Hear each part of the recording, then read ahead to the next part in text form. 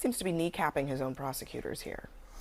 Well, look, that's the thing. There's a system, and the system includes grand juries and juries of ordinary Americans who get in a room and make decisions. He can't order people to be indicted, and he can't order people to be convicted. He can express his opinion. In the case of Comey, grand jurors in a very liberal jurisdiction got together and decided that the evidence did warrant charges.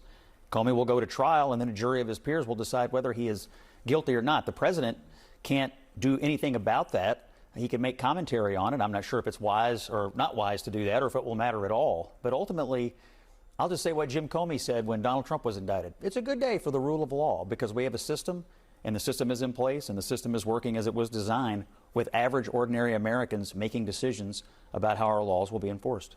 But you know, you said that he can't actually order the indictment of someone. I think he just proved that he could. I think what he did, the series of events that took place here, we have to actually be clear about what happened, right? He tried to pressure Eric Siebert at the Eastern District of Virginia to pursue this prosecution. He did not. The U.S. prosecutors there said they did not see enough evidence. So he forces him out. He publicly declares to Pam Bondi, you need to target these political enemies, specifically labeling James Comey.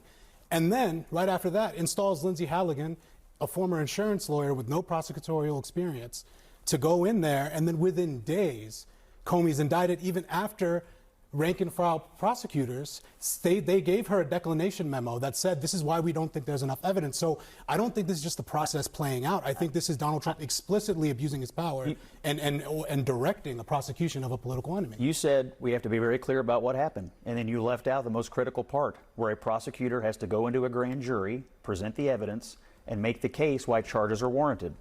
And the grand jury has to agree with that. In this case, they did. Now, I don't know if he'll be convicted or not, but you can't leave out and deny that there's a critical step where average, ordinary Americans get put in a room and they ultimately have to decide, does a case go or does it not go? And then they will decide whether you're guilty or whether you're not guilty. That is an important part of the process that he cannot really alter or change.